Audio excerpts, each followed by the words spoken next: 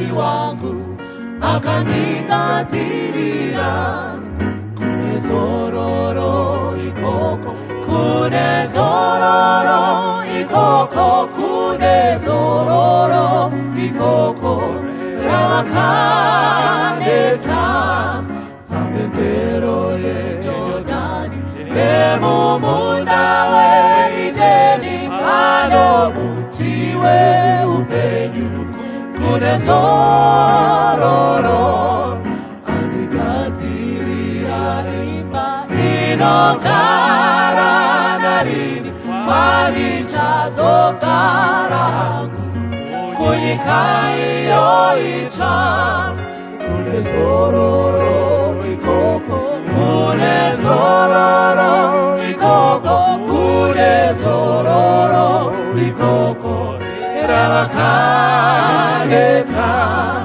pamhemberero yeJorodhani nemumunda weEdeni pano muti weupenyu kune zororo hakuzovi nekurwara hakuna zveurombo asi ndichapfekedzwazve chiremba cheupenyu kune zororo ikoko, kune zororo ikoko, kune zororo ikoko ravakaneta pamhemberero yeJorodhani nemumunda weEdeni pano muti weupenyu kune zororo, kune zororo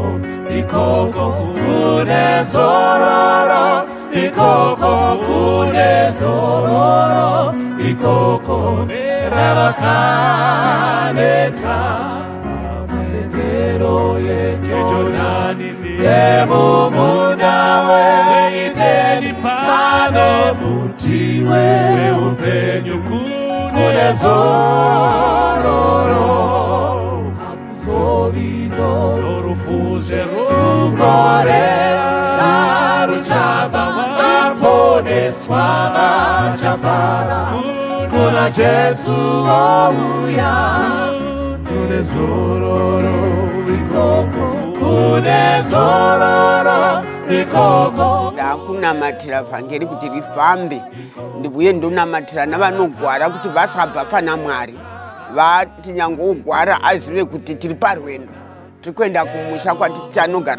kwatichanogara kusisina kuchema, kusisina misodzi, kusisina motikari dzezvitunha.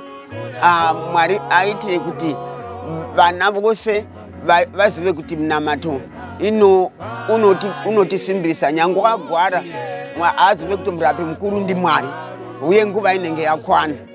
Saka vasatsauka, saka ndichanamata hangu ndichinamatira vanogwara, ndonamatira navana kuti vawane mabasa, ndonamatira kuti nyange vawana mabasa vasatsvaka mabasa anovabvisa pana Mwari, vawane mabasa anoita kuti varambe vari pana Mwari. Ndochitanga kunamata. Baba muri kumusoro kudenga napane rino pasi, imwe munoti munamato unoparadza chombo cha Satani. Saka Mwari ndonamatira vanorwara vasimbisei mukurwara, vasawanikwa mukurwara kuti vatsausa pana Mwari. Itai kuti varware vachiziva kuti tiri parwendo rwokuenda kumusha, tinofanira kuzorora nokuti Jesu wakafa akamuka. Ndo zvavanofanira kuvimba nazvo varwere. Ndo ndichinamatira zvevana kuti vasabva pana Mwari kana vakawana mabasa vatsvakirei mabasa nokuti nyika yaoma, vatsvakirei mabasa asingavabvisi pana Mwari. Ndinokutendai wamasimba nokuti imi muri Mwari vanonzwa minamato.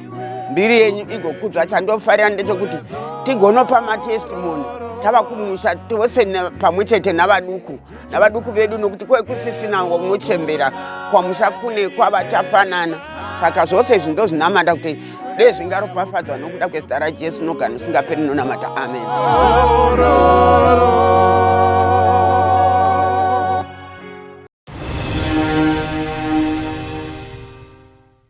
Waziwa kutenda Mwari mukati mezuva ranhasi nomwe mukana watapiwa naMwari kuti tigone kuteerera shoko rake tichiri vapenyu. Mukati mezuva ranhasi tichadzidza shoko raMwari rinogona kutibatsira mukati meupenyu hwedu. Pakupera kweshoko iri risare rakatibatsira kuti tose tinofanira kuti tiponeswe. Hakuna unoshagwa naMwari nemhaka yechimiro. Tinogona kushakwa pane dzimwe nzvimbo nekusasangana mukati menyika ino, asi shoko redu rezuva ranhasi rinotisiya tose takasanganiswa mukati memuchinjikwa waMwari. Tichashandisa musoro wedu wenyaya mukati mezuva ranhasi unotiwo chishamiso chokusanganiswa. Chishamiso chekusanganiswa. Amen. Kana ndiri kutarira musoro wenyaya uyu une zvizhinji zvaunogona kutsanangura. Chinozova chishamiso chekusanganiswa kwavanhu panzvimbo yatinogona kusangana tose. Asi mukati menyika ino pane nzvimbo dzakawanda dzinotendegwa vamwe vanhu kusangana, vamwe vanhu vasingadiwi.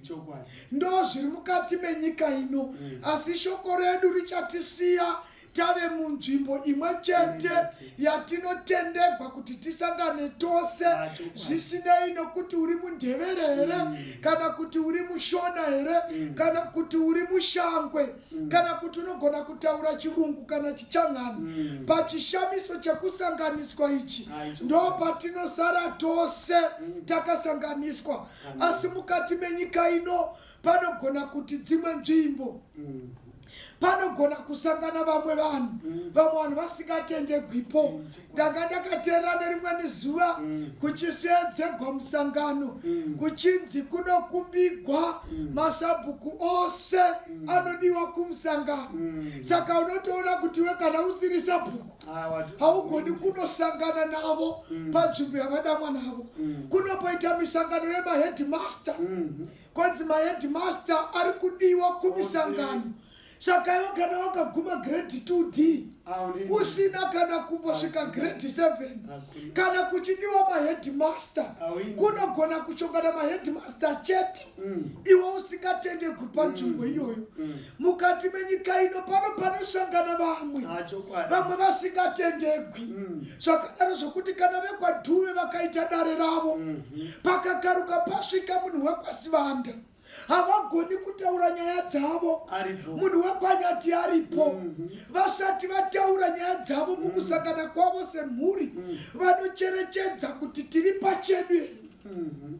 Vakaona kuti pane muzukuru uripo kwambofu, vanomubata ruoko vomubvisa padare. Nekuti pavari kusangana pane vanodiwa vasiri vepo vasipo. Ndinocherechedza mukati chete memagurupu mamwe anofomiwa, kukakaruka kwangopinda umwe munhu ajoiniswa mukati megurupu reWhatsApp, vanobvunzana mukati kuti munhu uyu wapinda sei, nekuti mugurupu mupane vanodiwa vamwe vasingatendekwa. Asi shoko redu rezuva ranhasi richatisiya pachena panotendegwa munhu wose, zvisinei nokuti wakadzidza here, unemba here, uri rendirodi here kana kuti uri muroja, une mota here kana kuti hauna, uri chirikadzi here kana kuti uri nherera, wakaonda here kana kuti wakakora, uri muchirongwa here kana kuti hausi. Tichasiyiwa tiri panzvimbo imwe chete. Ndosaka musoro wedu wenyaya wati ichi chishamiso chekusangana kwavanhu, munhu wose aripo achitendegwa, wega unogwara kana kuti haugwari, une ufumi kana kuti hauna, une mari here kana kuti hauna, unogara kuZimbabwe here kana kuti kuSouth Africa. Ndinogona kugara kuno kuZimbabwe ndikafa ndisina kutsika UK, asi pane imwe nzvimbo yatichanoshongana nevakuAmerica taponeswa, tosanganiswa nemhaka yemuchinjiko. Chinenge chava chishamiso chekusanganiswa.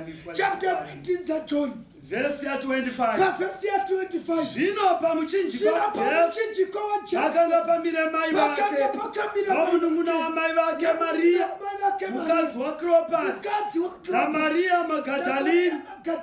Verse ya ira zvako ipapo. Vhesi yotiyo pamuchinjiko waJesu pakanga pakamira number 1 mai vaJesu vakanga varipo. Zvikanzi mai vaJesu vakatora munun'una wamai vavo zvinova kuti vanga vari mainini vanga vakamira pamuchinjiko waJesu. Vhesi yotiyo ipapo paiva namai vaJesu pakanga pakamira Maria Magadalini. Daidaivapo mazuva acho tingadai takaita muvhunzo kuti pakamira mai vaJesu ko Maria Magadalini watsvake iya. Munoona mukati menyika vanhu chero kunga vamuchechi vachipinda chechi vanhu vanosarudzana vachiisana mumagurupu zvichienderana nokuwanda kwavo. Unoona manesi achifamba ari oga, maticha anofamba ari oga, vane mota vanofamba voga, mapurisa anenge ari oga, vakadzi vemasoja vanenge vari voga. Ndezvepanyika pamuchinjiko waJesu mai vaJesu varipo. Maria Magadalini vakatomira nemhaka yei nekuti pamuchinjiko waJesu ndo panotendekwa kumira vari vose. Kati kacherechedza Maria Magadalini ndiye oga ogore riya kuti Maria Magadalini aizi senemu yake wakashanda mukadzi uyu akashandisa muviri wake mukati menyika yeMagadara nevarume vose vaivemo kusvika azonzi Maria Harare kana kuti Maria Bruwani ashanganisa varume vose venzvimbo. Asi vhesi yoti pamuchinjiko waJesu pakanga pakamira mai vaJesu naMaria Magadalini. Chifeve chakaonekwa chakamira, chishamiso chekusanganiswa kwavanhu. Zvinoti pamuchinjiko waJesu hapadzingwi munhu. Jesu unoda vanhu nezvimiro zvavo. Kana tikatenda muna Jesu haanei kuti wakamboita mupope, haanei kuti wakambopinda mujeri, haana basa kuti uri chirikadzi. Pamuchinjiko waJesu ndo patinosangana tose nechimiro chako. Nadiroti nerocha vanosangana pamuchinjiko. Kana wakambobikwa wakakubira akatendeuka unodiwa pamuchinjiko. Wakarepe mwana wako newakarepewa wacho nechana chakasvegwa parepe vanosanganisa pamuchinjiko. Saka ropa raJesu harizvire huku rinokwana vaedzi chete, rinokwana munhu wese.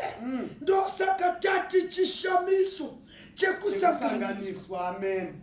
Nyaya mai vaJesu ndaifarira pavakafunga kundomira pamuchinjiko havana kuitavo nekuti vakaziva kuti pamuchinjiko vaJesu chero nemunun'una wamai vangu unodiwavo.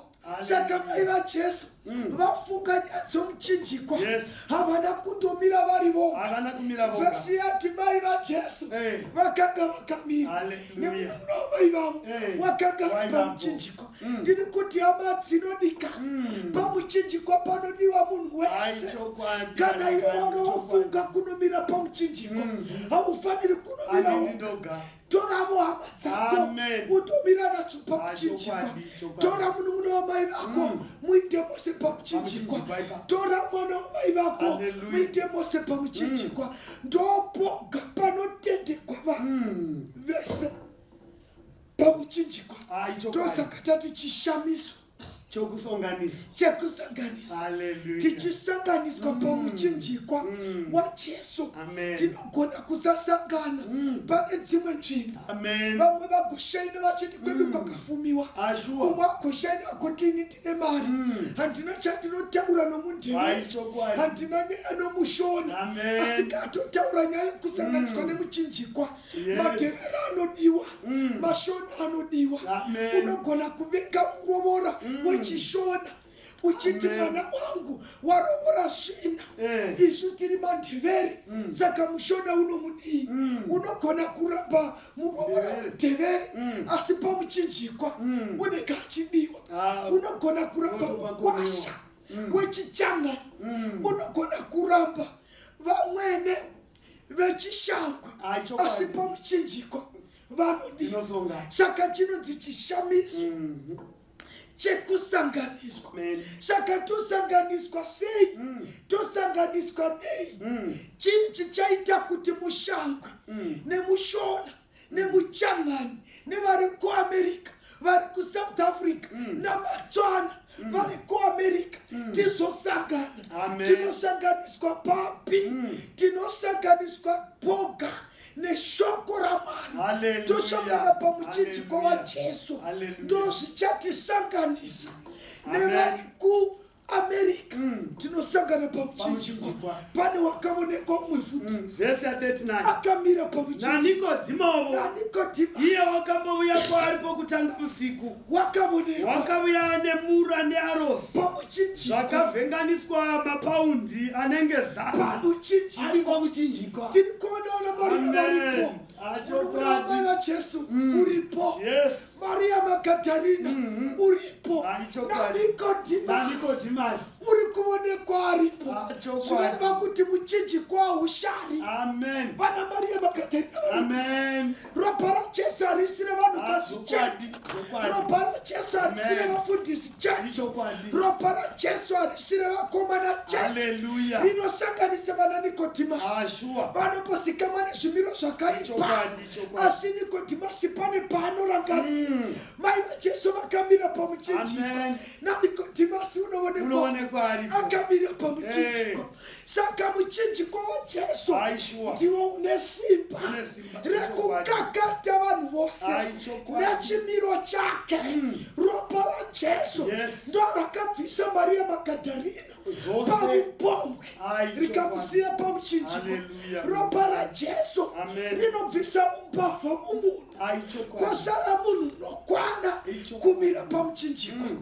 unozovuya pamuchinjiko zvaita sei chapter 24 Matthew chapter 24 verse 14 verse 14 Evangeli yobushe ichaparidzwa panyika dzose chive chapupu kumarudzi ose ipapo kuguma kuchasvika chiri kuti sanganisa pamuchinjiko waJesu evangeli yobushe chatisanganisa nevekuAmerica chatisanganisa nevari kuPretoria chatisanganisa nevari kuBotswana chatisanganisa neSouth Africa chatisanganisa nevari kuIndia imhaka yeevhangeri yobushe zvikanzi evhangeri yobushe kana ikaparidzwa kuvanhu vose nekundudzi dzose nekundimi dzose tosangana pamuchinjiko hakuparidzwi evhangeri dzose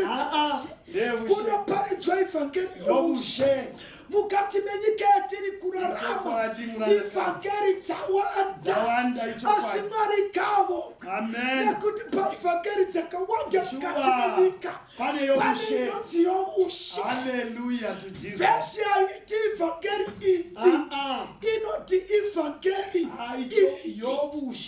yobushe ndiyo ikuti sanganisa pamuchinjiko waJesu ndiri kuti hama dzinodikana isarudzo yako kushaikwa pamuchinjiko asi Jesu hadzingi munhu hapana munhu nekodzero yekudzinga munhu pamuchinjikwa unogona kundidzinga pamusangano weheadmaster ugondibvunza ndasvika pamusangano yemachifi ugondibvunza kuti kwamuri kutsvaka ikuno kuri kudiwa vekwadhuvi asi pamuchinjiko waJesu ndo patinosangana kana tikasvika ipapo chero uri kumaneja wekuzesa kana tasvakana pamuchinjiko wajesu maneja wekuzesa unoita mudhikoni muchechi wosumudza mabheji achipa urocha wake kuti agare ndo zvinoita ivhangeri yomusha ndo patinosangana ndiri kuti isarudzo yako munhu wamwari kana washayikwa pamuchinjikwa uchiti ndiri mushangwe ndiwe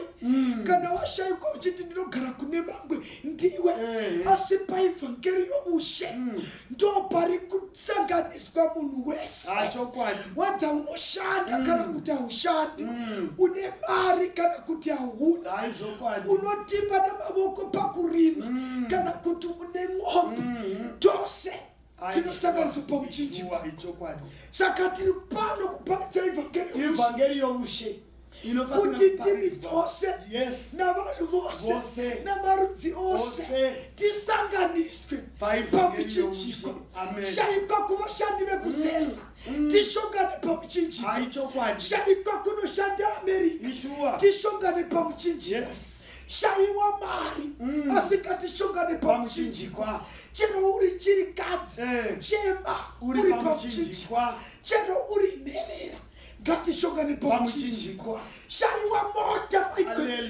asi tishongane pamuchinjikwa ndiri kuti tichishamiso ichi chekusanganiswa maticha aripo izona maifundi tinenge tiripo mama nechokuzesa aripo vana maigwenene varipo mwari dangatiwira nyasha tisashayikwa kudenga ngatidzingwe dzimwe nzvimbo mukati menyika ino asi tigosangana pamuchinjikwa wajesu nechimiro chedu nendimi yako uri kudiwa pamuchinjikwa uri kubotswana ikoko uri kudiwa pamuchinjikwa uri kusouth africa uri kudiwa pamuchinjikwa wakavhigwa here vuya pamuchinjikwa famba munhu wamwari ipapo pachishamiso ndo panondihisa chokusanganisa ndakati ndichikura manje mazuva apfuurawo waiti ukangoona joko inenge ichinzi gokwe yapindira asi ndikafunga kuti handifi ndakasonganiswa nemunhu wogokwe asi pamuchinjikwa chishamiso chokusonganiswa gokwe nezaka zvapindira kudenga kunoindiwa vana vamwari nokuti pamuchinjikwa panosara pasina une ofisi hombe pamuchinjikwa hapana maclass monitress pamuchinjikwa hapana headmaster mberi kwaumwe ndosaka Maria Magdalene akati ishe wangu vamuisepi mai vake vari parutivi vachiti mwana wangu. Maria waiti ishe wani wangu pamuchinjikwa kana ukamanya pakazvakazarurwa chapter 14 handichakutambudzi nokuti batu wakure munun'una wangu. Chapter 14 verse 6. Zvino ndakaona mumwe mutumwa achibhururuka pakati pedenga akabata ivhangeri isingaperi aiparidzira vanogara panyika nemarudzi ose nendudzi dzose nenyika dzose nendimi dzose akati nenzwi guru ishai Mwari mumurumbidzi nokuti nguva yake yokutonga yasvika namatai iye wakasika denga nenyika negungwa nematsime emvura pamuchinjikwa. The last message yatinofamba nayo nokutarira kwairi. This is the chapter yakanyora John ari pachitsuwa unati ipapo ndakavona mumwe mutumwa waibhururuka pakati pedenga akabata ivhangeri isingaperi kuti aiparidzira vanogara panyika ndopatiri zvimwe zvose zvichapfubura. Wataura Tshuma akati pamuchinjikwa ndopetogumana mapendekete namahedhimasi. Regai ndikuudzei vadikani, kwai pane vhangeri renguva nevhangeri romuchinjikwa. Pane mavhangeri atakawa okuti varume vawo kuda kuita upombwe vasingagungwi vakaita vhangeri rokuita vakadzi vazhinji vakatovaka matabhera akamira vapinda pavhangeri rokwavo. But kune vhangeri roushe pane munhu wakanyima mueridha akabuda sangano akandovamba rake kuti ave bishopi uri kuparidza vhangeri rake asi pane vhangeri roushe. zvikai rinofanira kuparidzwa kunyika dzose nokundudzi dzose nokuvanhu vose. Kana raparidzwa kuguma kuchasvika. Zvikai mutumwa wakadanidzira akati ishai Mwari muchengete mumurumbidze nokuti ndizvo zvakafanira vanhu vose. Namatai iye wakasika denga nenyika negungwa nematsime emvura. Mwari ngavatiitire zvakanaka shamwari dzangu nokuti pane munhu umwe chete wavakufanira kunamatwa. Pane mazuva akusamuziva Mwari atakanga tichinamata tichiti thus says the bishop. Pane mazuva atakusamuziva Mwari atainamata tichiti thus says the prophet. But patime the last angel's message, the 3 angels' message, not fear God and give him glory. Unohlani mupenyu hwako Tshuma, unohla bishop here, unohla vafundisi here, unohla vaparidzi here, unohlani kwa ihlai Mwari and give him glory. Namatai iye wakasika denga nenyika nematsime emvura. Shoko raMwari rotaura pachena rinoti nokufema kwemuromo wake amapawere zvikomo zvakarongedzwa. Amapawere vana vaMwari nokufema zvichifema so makomo ndokurongedzana.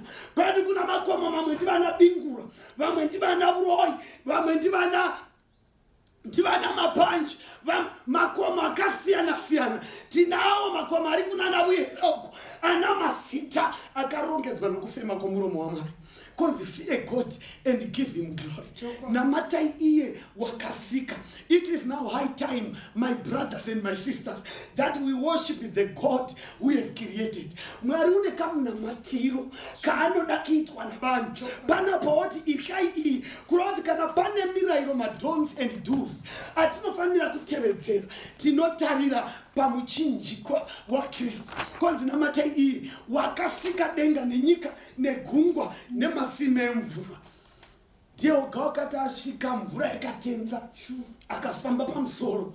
Mapawere vana vaMwari zvikakudii pavhesi yedu inotevera. Manya pana zvakasarurwa chapter 12 pavhesi ya17 tione kuti kana munhu anamata wakasika zviri ordinary here kunyika, Satani unosekerera here munhu kana amira pazvika zvaMwari.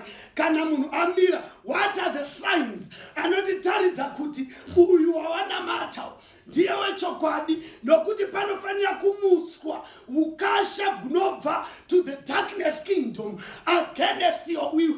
Nemhaka yei nokuti wadifferentiator between the God who created and the fake gods. Zvikai kudii? Verse 17. Zvino shato yakatsamwira mukadzi. Shato yakatsamwira mukadzi. Ikaenda kundorwa navamwe vana vake. Ikaenda kundorwa navamwe vana vake. Vanochengeta mirayiro yaMwari. Vanochengeta mirayiro yaMwari. Vanobata kupupura kwaJesu. Zvikai Satani shato yakatsamwira mukadzi. Bhaibheri pose perinoti shato rinoreva diablos naSatani munyengeri. Pose perinoti mukadzi rinoreva the church that stands for the truth of God. Zvikai shato yakatsamwira mukadzi ikaenda kundogwa nevamwe vana vake. Zvikai vanoitei? Vanochengeta mirayiro yaMwari nevanobata kupupura kwaJesu. Regai ndikuudzei vana vaMwari, kana mabata parunhenda rwaSatani pokunamata wakasika, Satani will not let you go. Unobuya kuzogwa nevamwe vana vake. Zvikai panapa pavhangeri rechokwadi ime sign inotitaridza Tshuma kuti this is the true gospel.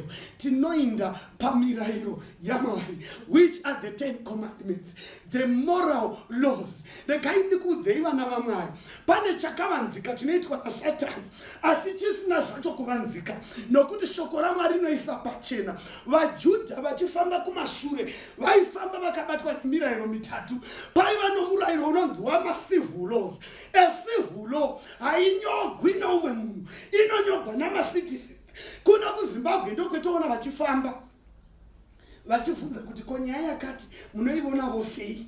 isu totenderana navo as citizens yopasiswa into a bill yoinda yondogarikwa pasi. Munoibona yoverengwa ndodziya dzavanoti avo vakadzidza vachiti chapter chakuti act 14 yani macivil laws emuno muZimbabwe, and the civil law yemuZimbabwe haizi civil law yomuSouth Africa.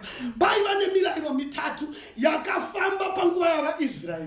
Ukaibhijanisa unotora murayiro usiwo ugomududzira pasiripo. Saka murayiro wamacivil laws waibata only the Jews. Wanga usingagoni kubata dzimwe ndudzi, saka ndo waibata pakati pamaJudha.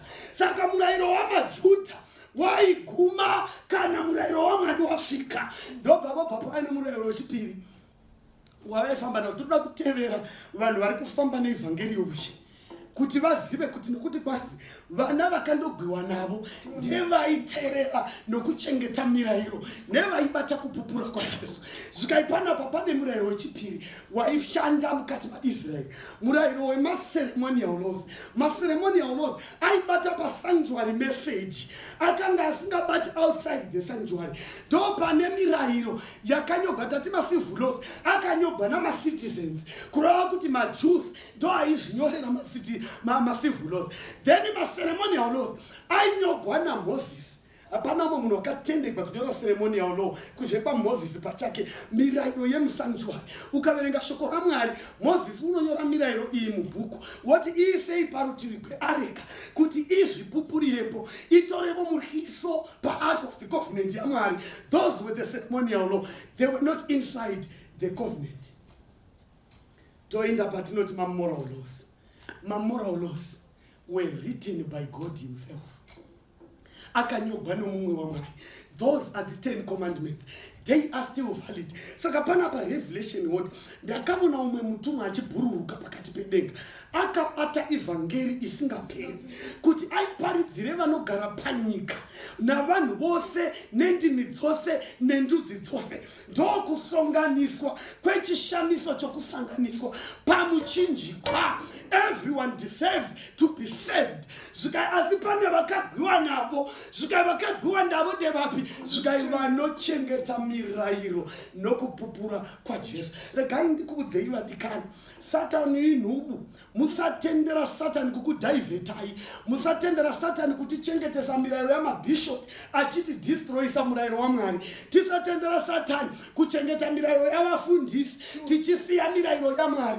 Nokuti the 10 commandments point to the character of Jesus. Haugoni kuziva munhu usina kuziva mado's and don'ts ake. Mado's and don'ts amari tomawanepi? Tomawana pamirayiro inegumi. Saka zvikanzi Satani wakatsamwa akandogwa nevana vaichengeta mirayiro nokupupura kwaJesu. Zvikakudi pavhesi inotevera. Paridzi chapter 12 pavhesi ya 13. Vhesi ya 13. Yes. Zvino shoko guru pazvose zvatanzwa. Zvino shoko guru pazvose zvatawa heri. Itya Mwari. Itya Mwari. Uchengete mirayiro yake. Nokuti ndizvo zvakafanira vanhu vose.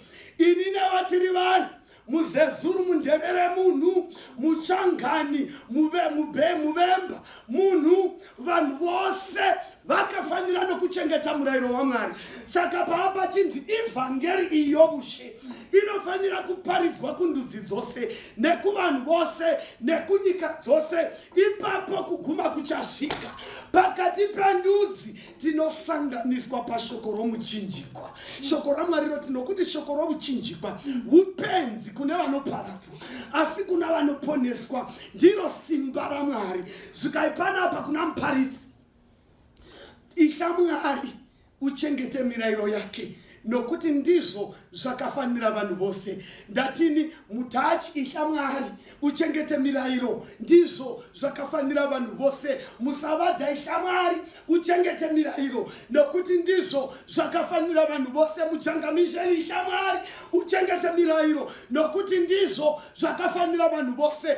Pamuchinjikwa pashoko romuchinjikwa ndopoga patinosongana tikava munhu umwe chete. Zvimwe zvose zvingatiparadzanisa norudo rwaMwari. Dai Mwari vatiwanira nyasha vatiitira zvakanaka vadikani, tisongane pamuchinjikwa, tisongane pamamonya ipapo, nokuti panyaya yomuchinjikwa ndopo unosongana naprofesa achigwadama sezvandinoita. Panyaya yomuchinjikwa ndopo unosongana nadokta vedzidzo vachigwadama sezvatinoita. Ini ndichiklema vokuti he is my God, iwe uchigwadama po uchiti this is my savior, umwe achigwadama po achiti Elohim my Jesus, umwe achitaura achiti my redeemer liveth, achireva Mwari in different angles. Our God is our savior. Avo vachararamira Jehovha vachapuwa simba itsva. Ngatinamatei.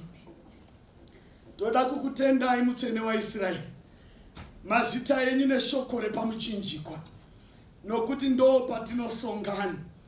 Umomboimba achiti pamuchinjiko pano upenyu, ndipo pachazorora moyo wangu wose. Mazita enyu Mwari, titarirei from all angles of the world. Tinondosongana pamuchinjikwa. Tine amanesha Mwari mhiri kwa makungwa, tine amanesha Mwari kumaruzevha ari ma-unended areas anotova ma-deserted okuti chero vakuru havakuzivi, asi tinosonganiswa pashoko romuchinjikwa. Mazita enyu Mwari, nokuti denga richazara navatadzi vakaregeregwa. Matiwanira nyasha mukati mezuva ranhasi, tavona kukosha kwedu pamuchinjikwa. Dokta achiklema kuti muri wake, mukomana unofudza ng'ombe mbani, agoti he is my redeemer. We are here nokuti you made us equal before your throne. Mazvita Mwari, songanai nesu patinonyengetera, patinoisa nyaya dzedu pamberi penyu. Igwai hondo dzoupenyu hwedu, nokuti tichaklema pamberi penyu. You are our conqueror, you are our redeemer. Pahondo dzedu muchabuda nesu. Mazvita enyu mutsvene waIsraeri, ivai nehama dzedu neshamwari. Chengetai vari kumativi mana enyika. Save them for the next generation. Vaitirei zvakanaka pakusonganiswa kwedu mumakore emimovuya. Tinoda kumbundirana tichivavona, tichitenderana kuti apa pashoko romuchinjikwa ndo pakatisonganisa, pasina une value yakadarika yavamwe, patinova equal to one another. Mazvita enyu Jesu mutsvene unoshamisa, muzita renyu rogara nokusingaperi, tanamata nokutenda. Amen.